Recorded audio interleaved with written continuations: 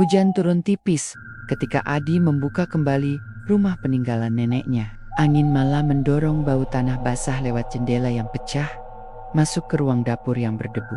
Rumah itu sudah lama kosong, papan kayu berderit, cat terkelupas, dan di salah satu sudut loteng tersimpan tumpukan barang yang tak sempat dibersihkan. Sejak nenek pergi, Adi menuruni tangga dengan senter di mulut. Ia datang ke Cirebon bukan untuk mencari hantu, melainkan peluang. Setelah PHK dari pabrik dan tabungan menipis, ia memutuskan membuka lapak kecil, jual ayam geprek, resep warisan keluarga yang sederhana tapi gurih. Ia berharap membawa udara baru ke gang kecil di belakang pasar kota. Di loteng, matanya tertarik pada sesuatu yang tak seharusnya ada.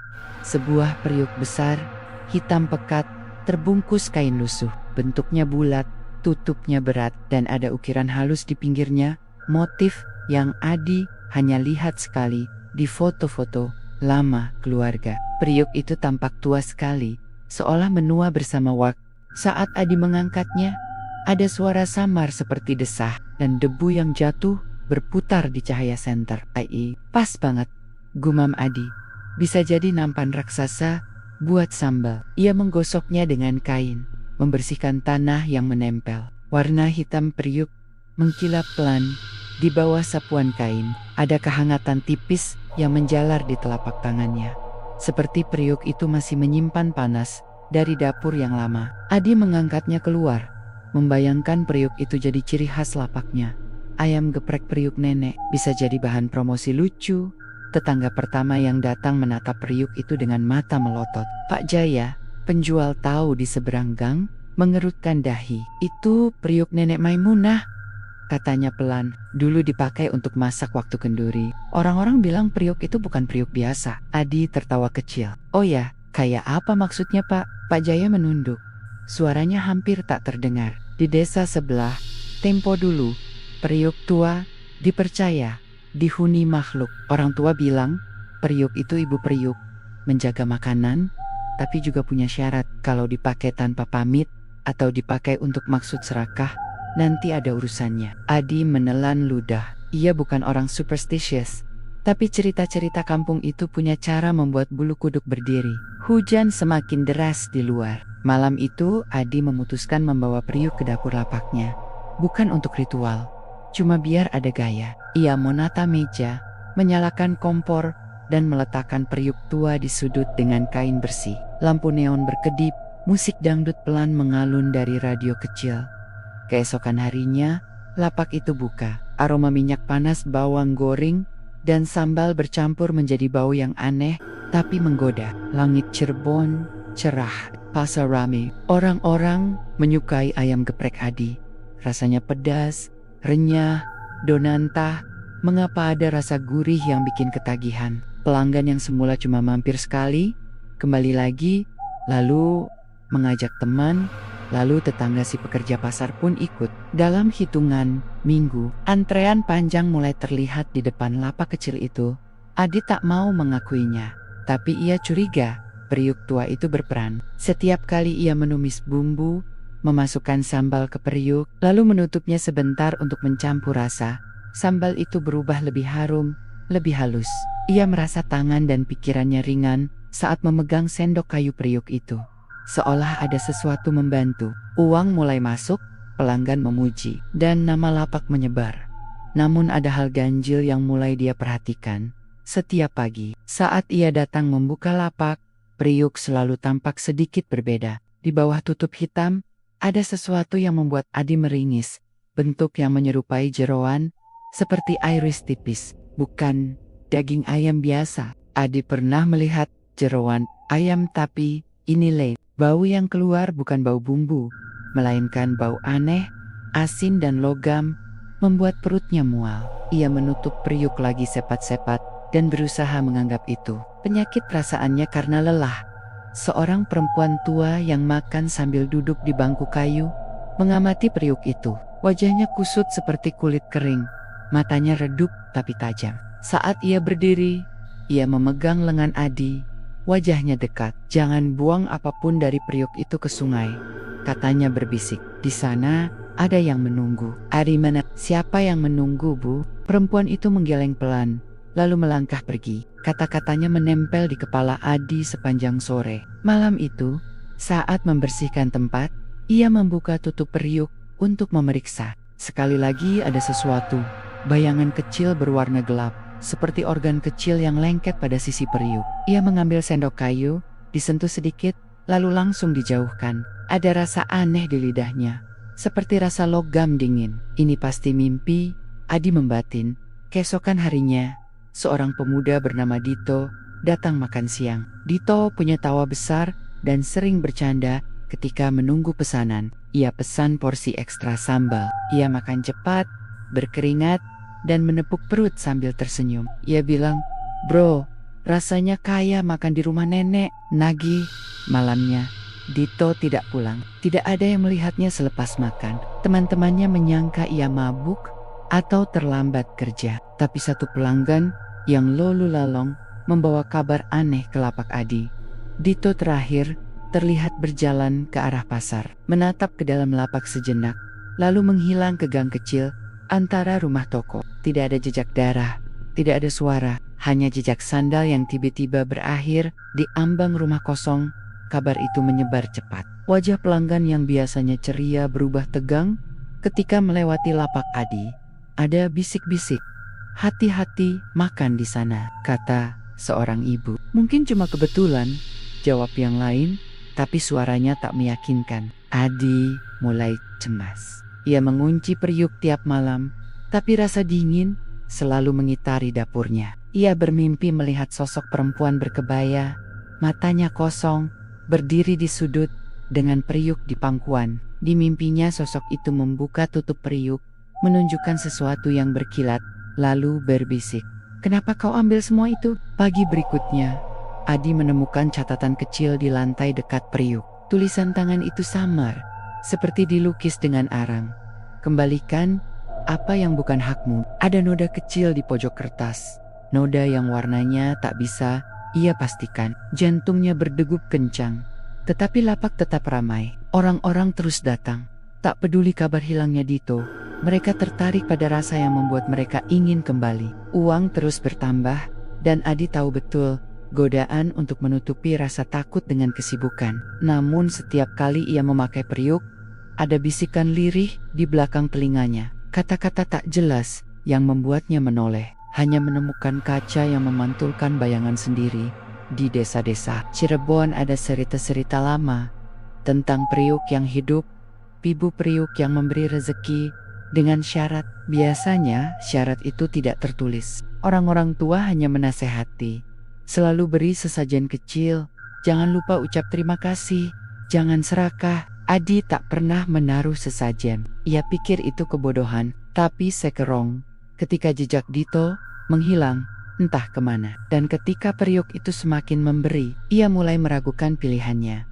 Adi duduk di bangku kayu, menatap periuk yang berdiam di sudut dapur. Lampu neon berkedip, dan di balik suara hujan yang baru, ada bunyi halus seperti napas yang sangat pelan. Adi menutup mata sejenak, mencoba menenangkan diri. Tapi di kepalanya tersembunyi satu pertanyaan yang tak berani ia ucapkan keras-keras. Apa yang sebenarnya ada di dalam periuk itu? Dan sampai kapan periuk akan memberi sebelum meminta kembali sesuatu yang lebih besar daripada yang bisa ia bayar?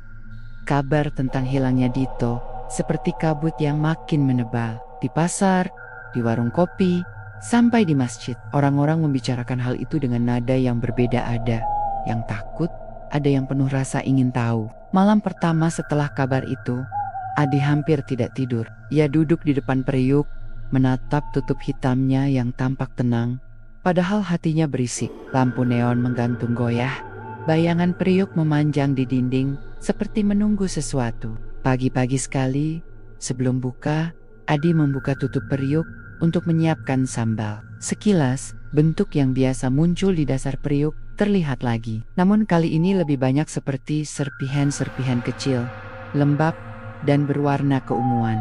Ada aroma aneh, campuran antara rempah dan bau darah tua. Ia muntah sedikit di belakang dapur, menahan napas, lalu menutup tutup periuk lagi dengan tangan yang gemetar. "Jangan panik," ia bilang pada dirinya sendiri. Mungkin sisa daging dari hari raya, entahlah. Tetapi kota kecil tak akan diam. Seorang pemuda, teman Dito namanya Riko, datang ke lapak dengan wajah pucat.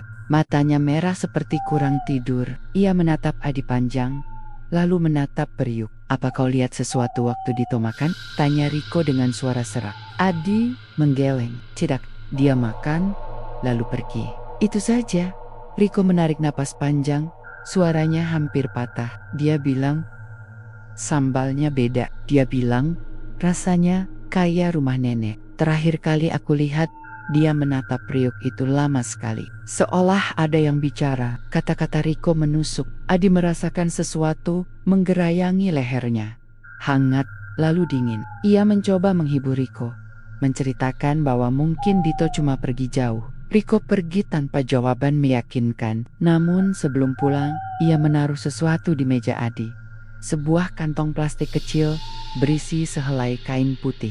"Itu kain yang dipakai Dito waktu makan," kata Riko. "Nanti pagi aku jemput kalau ada berita." Adi membuka kantong, tapi hanya melihat bekas noda, bukan noda sambal, melainkan noda merah tua seperti darah yang mengering. Ada juga serpihan kecil seperti yang terlihat di Periuk, berwarna keunguan, sedikit bersinar saat terkena sinar. Adi menutup kantong itu dengan jari yang gemetar. Ia tahu ini bukan hal biasa. Hari-hari berikutnya lapak makin ramai. Orang datang bukan hanya dari gang. Beberapa dari pasar besar ikut antre. Mereka datang berbisik-bisik, tapi selalu pulang dengan wajah puas dan menepuk perut. Beberapa pelanggan yang lama mengunyah sambal, bahkan kembali membeli 2 porsi untuk dibawa pulang. Ketergantungan itu nyata, seakan sambal Periuk itu menanam rasa pada lidah mereka. Semakin banyak orang datang, semakin sering juga bisik-bisik tentang Dito.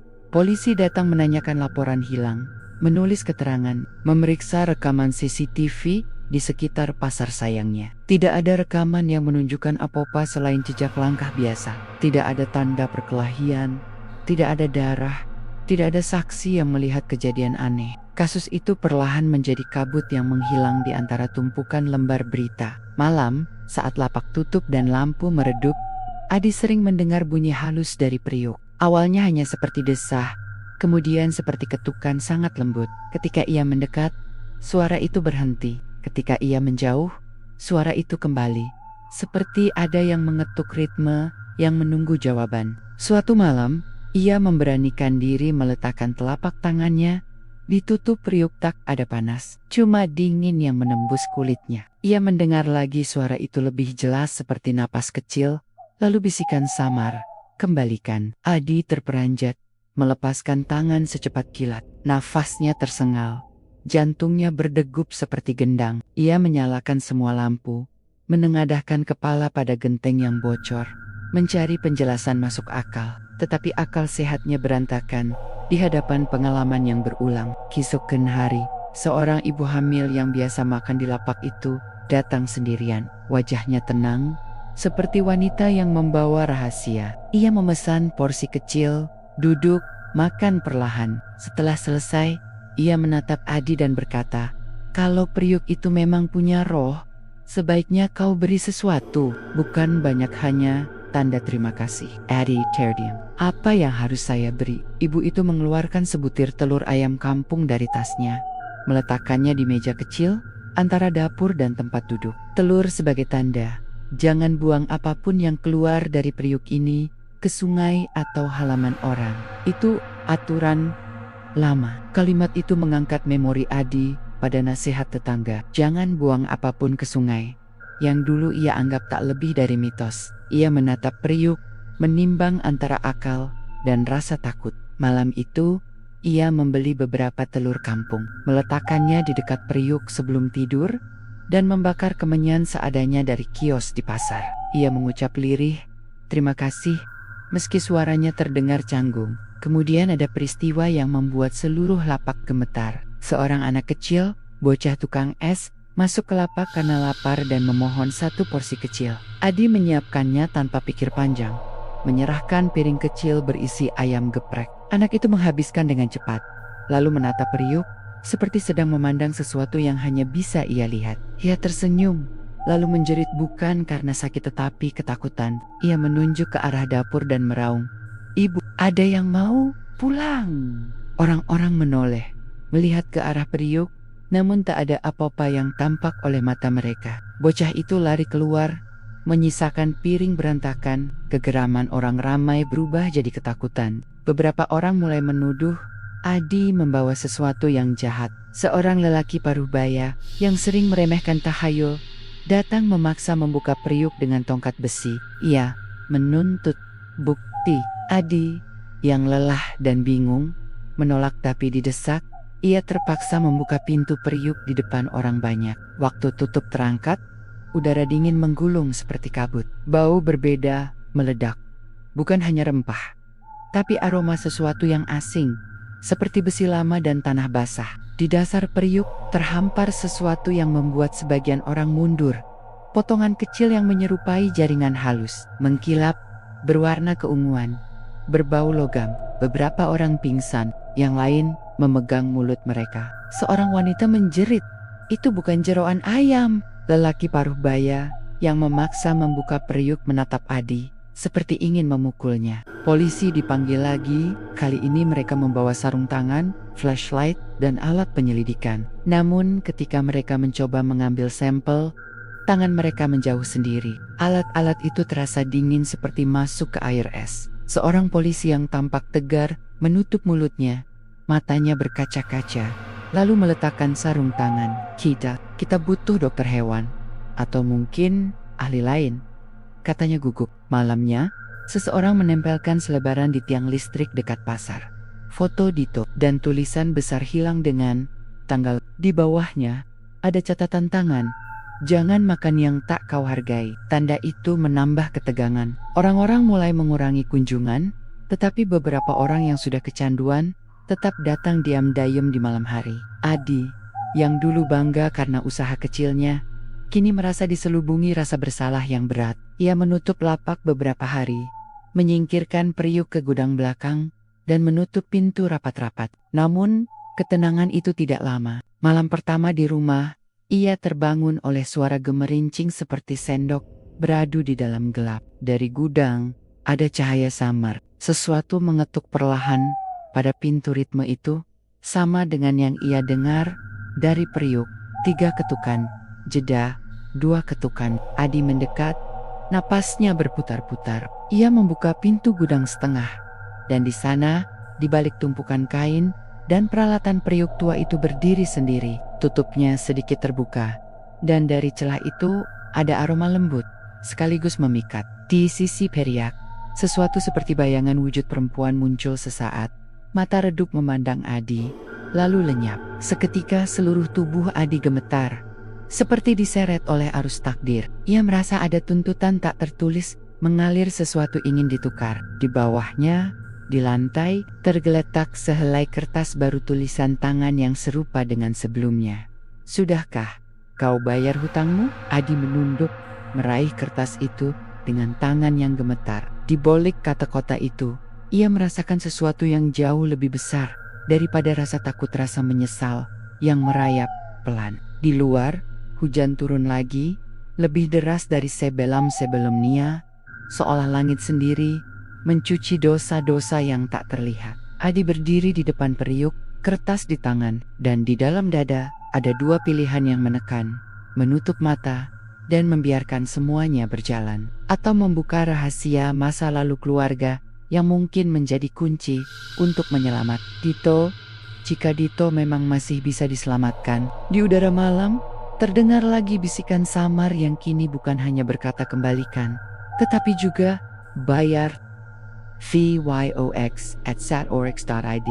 Viax Satorix. Idadi tidak berani bergerak. Tutup periuk itu bergeser lebih jauh dengan pelan, namun pasti, seperti tangan tak terlihat sedang mendorongnya dari dalam. Dari celah gelap yang terbuka, muncul kabut tipis, bukan uap panas, tetapi kabut dingin yang membuat udara di dapur seperti berubah menjadi ruang bawah tanah. Suaranya terdengar lagi, "Aku lapar." Suara itu bukan suara manusia biasa serak dalam, namun ada nada lembut seperti seorang ibu yang memanggil anaknya pulang. Namun bagi Adi, Suara itu justru membuat tulang punggungnya kaku. Ia bangkit perlahan, mundur selangkah demi selangkah, sambil memegang pisau dapur meski ia tahu jika itu memang roh, pisau tidak akan berarti apa-apa. "Cukup," bisik Adi, meski suaranya terdengar lebih seperti memohon daripada memerintah. Pada detik itu, periuk berhenti bergerak. Tutupnya tetap terbuka beberapa senti, cukup untuk melihat ada sesuatu yang perlahan bergoyang di dalam, seperti sesuatu hidup di dalam lumpur gelap. Adi menutup mata, mengatur napas, dan mengingat pesan Bahwari, kalau kau ingin periuk berhenti memakan hidup orang lain, lakukan ritualnya. Tangannya gemetar, tapi ia memaksakan diri mengambil bahan-bahan sambal. Seperti pertama kali ia buka lapak, cabai rawit merah, bawang putih, sedikit garam, perasan jeruk limau, dan minyak panas. Saat ia mulai menumbuk cabai di cobek batu, dapur terasa seperti menjadi saksi ritual kuno. Angin yang tidak ada sumbernya bertiup lembut, menggoyangkan tirai plastik lapaknya. Suara radio yang sebelumnya mati tiba-tiba menyala, tetapi bukan siaran musik, melainkan suara mendengung rendah, seperti doa tua dalam bahasa yang tidak ia mengerti. Adi memaksa diri tetap fokus. Setiap gerakan tangan, setiap tumbukan cobek, membuat periuk bergoyang, pelan seolah mengamati. Saat minyak panas dituangkan ke sambal, ada suara retakan kecil dari dalam periuk, seperti seseorang menghentakkan jari dari dalam dindingnya. Adi hampir menjatuhkan sendok kayu. Kemudian suara perempuan itu terdengar lagi lebih jelas, lebih dekat. Waktunya menebus. Adi menelan napas panjang. Ia menyendok sambal yang sudah siap dan perlahan meletakkannya ke dalam piring kecil, bukan untuk pelanggan, bukan untuk dirinya, tetapi untuk periuk itu. Saat ia mendekat, lututnya melemah. Ia bisa mendengar detak jantungnya sendiri, cepat, kacau, tak terkontrol. Ia meletakkan piring di depan periuk, dan saat sambal itu berada tepat di hadapan periuk, tutup periuk terbuka sepenuhnya dengan sendirinya. Tidak ada tangan, tidak ada angin, tidak ada penjelasan. Yang ada hanya gelap, gelap yang hidup. Adi memejamkan mata. Lalu, dengan suara hampir tidak terdengar, ia mengucapkan kalimat yang Mbah Warih tuliskan. "Dengan ini, aku mengembalikan apa yang bukan milikku. Aku memberi rasa, bukan nyawa. Terima dan lepaskan kami." Suara dari dalam periuk berhenti. Tidak ada bisikan, tidak ada gemericik daging, tidak ada ketukan, hanya keheningan. Selama beberapa detik, Adi berpikir itu berhasil. Namun sebelum ia menarik napas lega, sesuatu muncul dari dalam periuk. Bukantangan, bukan makhluk, tapi rambut panjang, hitam, basah, merayap keluar seperti ular mencari celah udara. Adi mundur sambil memegang bibir meja agar tidak jatuh. Rambut itu menjulur ke arah piring sambal, membelitnya perlahan dan menariknya ke dalam periuk. Lalu terdengar suara kunyahan, perlahan, pelan, seperti seseorang menikmati makanan dengan tenang. Adi menutup mulut, menahan ingin muntah. Setelah kunyahan berhenti, suara lembut itu muncul kembali lebih pelan, hampir seperti suara seseorang yang baru bangun. "Belum cukup." Adi membik. "Belum cukup," gumamnya dengan suara pecah. Periuk bergerak perlahan, memutar ke arah Adi. Padahal tidak ada tangan atau kaki yang menggerakkannya, seolah periuk itu mempunyai wajah dan sedang menatapnya. Suaranya kini terdengar jelas, seperti berdiri tepat di samping telinga Adi. "Kau memberi rasa, tapi kau belum memberi bayaran." Adi memaksa dirinya berbicara, meski seluruh tubuhnya dingin. "Apa yang kau mau?" Periuk diam beberapa detik. Lalu, 3 kata itu keluar tegas, seperti perintah, "Bawa dia kembali." Adi mengerutkan dahi. "Siapa?" Lalu terdengar suara lain, bukan suara perempuan, tetapi suara pria muda, lirih, seperti memanggil dari bawah air. Adi membelalak. Itu suara yang ia kenal. Suara yang ia harap tidak akan ia dengar dari tempat seperti ini. Suara Dito. Adi jatuh, terduduk. Periuk kembali bersuara. Kali ini lebih dingin, lebih dalam. "Bawa dia." Atau kau yang menggantikannya? Lampu dapur berkedip kuat. Bayangan periuk mengembang di dinding menjadi sosok perempuan bertubuh kurus. Rambut panjang menjuntai, wajah tanpa mata. Dan sebelum bayangan itu menghilang, satu kalimat terakhir terdengar. Kau punya waktu, 7 malam. Adi terdiam di lantai. Tubuh gemetar sambil mendengar suara langkah pelan dari luar dapur seolah seseorang atau sesuatu sedang berjalan mendekat ke lapaknya di tengah malam. Malam itu, angin membawa hawa dingin yang menusuk tulang. Bulan bulat menggantung, pucat seperti wajah orang sekarat. Dari kejauhan terdengar suara jangkrik, tapi entah kenapa terdengar jauh, terlalu jauh, seolah-olah dunia sedang menahan napas. Warung geprek Ani sudah tutup, lampu-lampunya dipadamkan, tapi Ani tidak bisa tidur. Setiap kali ia memejamkan mata, wajah pelanggan yang hilang itu muncul, matanya sayu, mulutnya bergerak jerok seperti ingin bicara, namun tak ada suara keluar. Dari dalam dapur terdengar duk dak dak, seperti seseorang sedang mengetuk panci atau tulang. Ani menelan ludah. Dia mencoba mengabaikan suara itu, tapi suara itu semakin keras, ritmis, seolah memanggil tanpa sadar. Kakinya melangkah membawa tubuhnya ke arah dapur. Semua lampu mati, tapi periuk tua itu bersinar samar, seperti ada cahaya merah gelap dari dalamnya.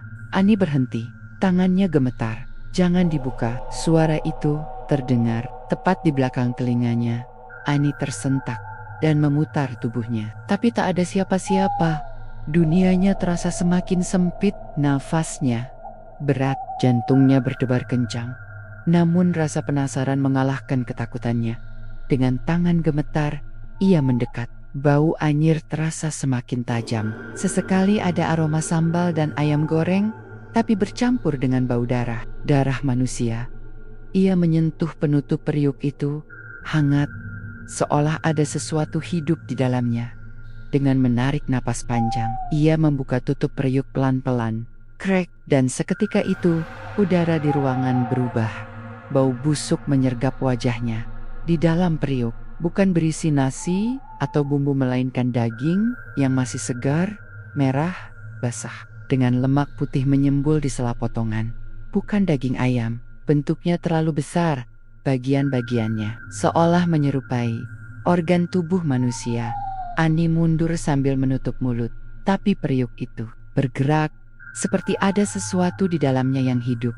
Dari dalam periuk terdengar suara lirih, seperti seseorang berusaha bicara. "Lah, Pak." Ani terpaku. Suara itu semakin jelas. "Lah, Pak." Ani panik dan menjatuhkan tutup periuk. Tiba dari dalam periuk muncul tangan kecil, pucat, kurus, penuh kuku hitam panjang. Tangannya meraih tepi periuk seperti ingin keluar. Ani berteriak, tapi suaranya tidak keluar. Mulutnya bisu seolah seseorang mencabut suaranya. Tangan itu bergerak lagi mendorong bagian lain tubuh keluar. Yang muncul berikutnya adalah kepala perempuan. Rambutnya basah seperti dipenuhi minyak. Wajahnya pucat kehijauan dan mulutnya tersenyum, panjang, terlalu panjang, sampai pipinya robek. Anehnya, perempuan itu tidak melihat Ani dengan marah, tidak. Ia melihat dengan ekspresi manja, seperti seorang anak yang menunggu ibunya. Wajahnya bergerak pelan, lehernya ringkih seperti bisa patah kapan saja. Ia memanggil pelan, tetapi jelas, "Ibu." Suara itu menggema di kepala Ani. Tubuh Ani terpaku, tidak mampu bergerak. Mata perempuan itu memandangi Ani dengan cinta yang mengerikan. Bukan cinta manusia, lebih seperti rasa memiliki. Perempuan itu mengeluarkan senyum perlahan, lalu suaranya berubah, lebih seperti banyak suara berbicara sekaligus. "Kau sudah memberi makananku, kau sudah menerima berkahku. Jadi, mulai malam ini, kau menjadi milikku." Ani mencoba mundur, tapi kakinya seperti ditahan sesuatu. Perempuan itu perlahan keluar sepenuhnya dari periuk. Tubuhnya menjuntai panjang, seperti tubuh yang dimasak terlalu lama. Kulitnya rapuh, seperti bisa sobek di tangan kirinya. Ia memegang sesuatu seperti gelang identitas rumah sakit. Dan di gelang itu tertulis nama Asep Firmansyah, nama pelanggan yang hilang. Ani terisak. Perempuan itu berjalan mendekatinya, Langkahnya licin seperti tubuhnya dilumuri minyak. Ia mengangkat wajah Ani dengan kuku panjang hitam. "Besok," katanya pelan.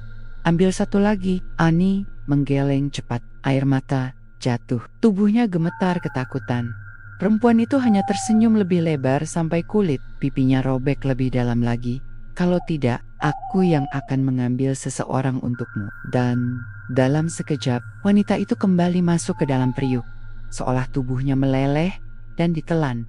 Tutup periuk bergerak. Sendi Rai tertutup, pelan, seperti tidak pernah terbuka sebelumnya.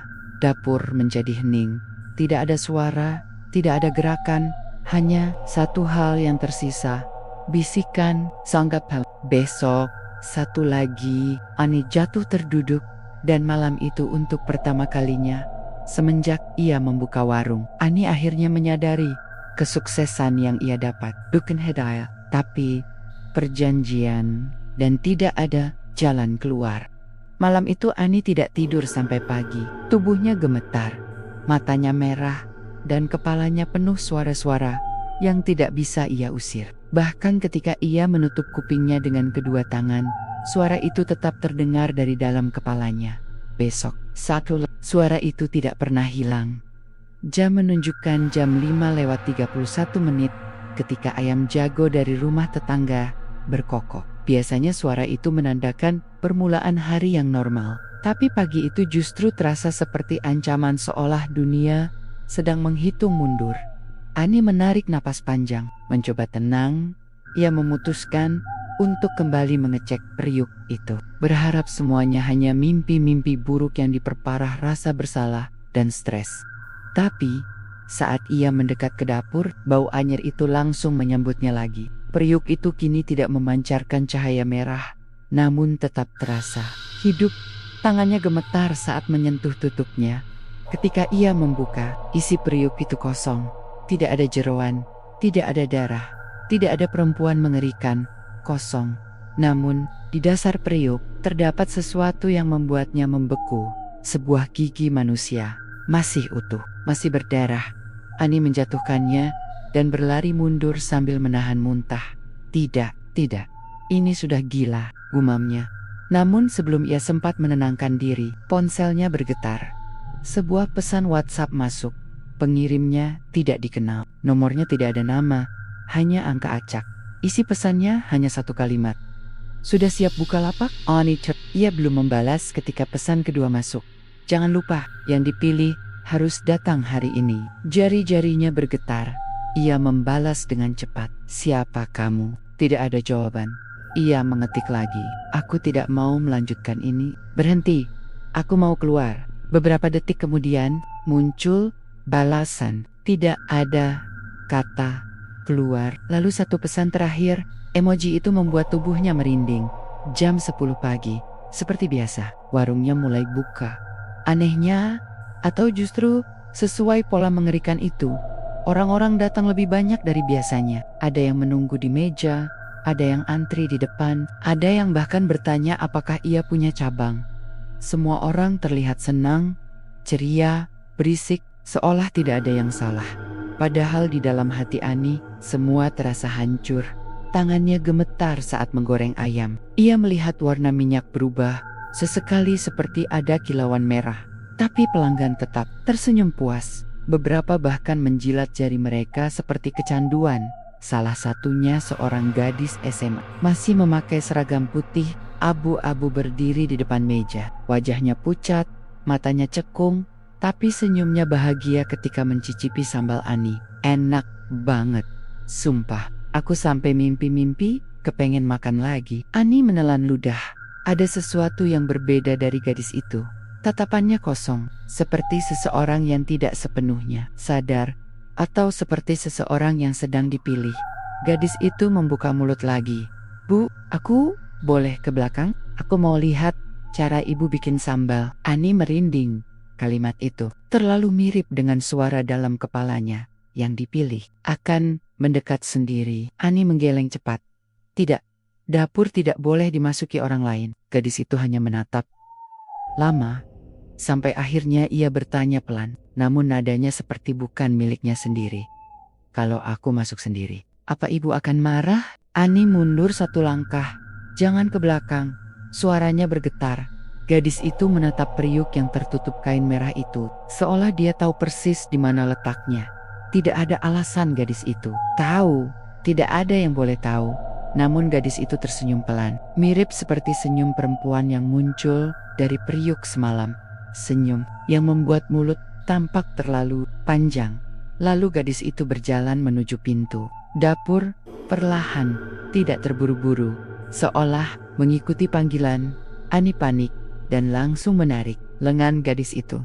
"Jangan!" Saat itu terjadi, gadis itu menoleh. Mata hitamnya memanjang ke atas, seperti pupilnya melebar. Suaranya berubah, bukan lagi suara gadis remaja, melainkan suara dari periuk. "Kalau bukan dia, Ani, maka akan kuambil orang yang paling kau sayangi." Ani menatap gadis itu tanpa kedip. Air mata menetes, mulutnya bergetar, hatinya hancur karena ia tahu hanya satu orang di dunia ini yang ia sayangi, anaknya, bayinya yang dititipkan pada neneknya. Karena ia sibuk membangun usaha ini. Napas Ani tercekat, sementara gadis itu masih menatapnya, menunggu, seolah menantikan keputusan. Dan suara itu kembali berbisik, "Pilih." Warung ramai, pelanggan tertawa. Tidak ada yang tahu bahwa di antara suara gelas, sendok, dan tawar-menawar, ada satu keputusan yang bisa menghancurkan atau menyelamatkan hidup Ani. Mata gadis itu kosong, wajahnya tenang, tapi suara dalam kepala Ani memaksa. "Hari ini." Satu lagi, Ani menutup mata dan mengambil keputusan yang akan mengubah segalanya. Keheningan itu terasa seperti pisau yang siap menusuk kapan saja. Di depan Ani, gadis SMA itu berdiri tanpa ekspresi. Wajahnya pucat, mata hitamnya seperti tidak memiliki batas, dan senyum tipisnya tampak terlalu familiar, senyum yang bermalam dalam mimpinya. Senyum dari makhluk dalam periuk itu. Pelanggan lain masih makan, tertawa, dan bercanda, seolah dunia tidak sedang runtuh di depan Ani. Mereka menikmati ayam geprek itu dengan lahap, seperti kecanduan. Tidak satu pun di antara mereka yang menyadari bahwa ada sesuatu yang sedang diam-diam memilih korban. Gadis itu berbicara pelan. "Ibu, waktunya." Suara itu datar, namun di telinga Ani terdengar seperti desingan pisau. Ani memejamkan mata. Dalam pikirannya, wajah kecil anaknya muncul, rambut halus, senyum polos, suara tertawa kecil yang dulu membuat Ani merasa bahwa dunia masih punya harapan untuknya. Dia membuka mata dengan gemetar. "Tidak," katanya pelan, hampir tak terdengar. "Aku tidak bisa melakukan ini." Gadis itu memiringkan kepala, seperti boneka rusak. "Kalau bukan aku." Suara itu bergema, "Maka ibumu mengerti siapa yang berikutnya." Ani terdiam. "Ibu, nenek yang kini menjaga anaknya, bukan hanya anak yang terancam, tapi ibunya juga." Air mata jatuh tanpa bisa ia tahan. Sejenak Ani merasa waktunya berhenti. Dia menatap periuk tua, itu benda peninggalan neneknya, yang selama ini ia kira hanya warisan dapur sederhana. Tapi ternyata periuk itu bukan sekadar benda, melainkan penjara roh, sebuah tempat singgah bagi ibu periuk. Makhluk kuno yang dipercaya menguasai dapur dan makanan. Neneknya dulu pernah berkata, "Jangan pernah ganggu periuk warisan. Di dalamnya ada roh dapur. Dia bisa memberi berkah, tapi juga bisa mengambil nyawa." Ani tidak mengerti waktu itu. Sekarang semuanya terlambat. Tiba-tiba dari pojokan dapur, tutup periuk bergetar, pelan, lalu kencang, krek, krek, krek. Periuk itu membuka sendiri, dan aroma amis bercampur sambal pedas menyebar cepat, membuat rambut Ani merinding. Makhluk itu muncul lagi. Tubuhnya licin, panjang, seperti tulang-tulang yang direkatkan dengan daging busuk. Rambutnya basah, matanya kosong, dan bibirnya merekah sampai ke telinga. Dia merangkak keluar dari periuk. Setiap gerakannya mengeluarkan suara basah, klek, klek, klek. Pelanggan tidak melihatnya, tidak ada yang bereaksi. Makhluk itu hanya terlihat oleh Ani dan si gadis. Makhluk itu mendekati Ani dengan gerakan lambat, lalu berdiri di hadapannya. Aroma basi menusuk hidung Ani. Perempuan itu tersenyum. Sudah waktunya kau pilih. Gadis SMA itu berdiri diam di belakangnya seperti bayangan. Ani mengusap pipinya, mencoba mengumpulkan sisa keberanian dalam dirinya. Kenapa aku? Tanyanya lirih. Makhluk itu tertawa, pelan, panjang, karena kau membuka aku. Ani mundur satu langkah. Aku, cerak. Makhluk itu mendekat. Kuku hitamnya menyentuh dagu Ani, mengangkatnya perlahan. Kesuksesan selalu ada harganya. Ani menatap periuk itu, menatap pelanggan yang masih makan, menatap gadis yang menunggu jadi korban, dan akhirnya menatap dirinya sendiri. Ia sadar sesuatu. Roh itu butuh seseorang yang menyerahkan korban, bukan seseorang yang dipaksa. Jika Ani menolak secara sadar dan bulat, maka perjanjian itu bisa pecah walau harganya mengerikan. Tangan Ani mengepal, lalu ia menatap mata makhluk itu dan berkata pelan, "Aku memilih tidak ada korban." Diam. Makhluk itu berhenti tersenyum. Wajahnya berubah dari datar menjadi bingung, lalu marah, sangat marah. Rambutnya bergerak seolah tertiup angin kencang, padahal tidak ada udara yang berhembus. Dapur mulai bergetar, piring di meja pelanggan bergeser, lampu berkedip, dan makhluk itu berteriak-teriakan tajam yang terdengar seperti campuran suara banyak orang, mulai dari bayi, perempuan dewasa, sampai orang tua. Kau mengingkari perjanjian? Ani memejamkan mata dan menutup telinganya sekuat mungkin. Tapi suara itu menusuk langsung ke dalam pikirannya. Gadis SMA itu ikut berteriak, mulutnya menganga tidak wajar, seperti rahangnya terlepas. Periuk itu mengeluarkan asap hitam, bau darah memenuhi ruangan. Satu demi satu pelanggan berhenti makan dan diam, seperti patung mata mereka kosong, seolah kehilangan jiwa. Makhluk itu bergerak cepat, merangkak ke arah Ani seperti hewan lapar.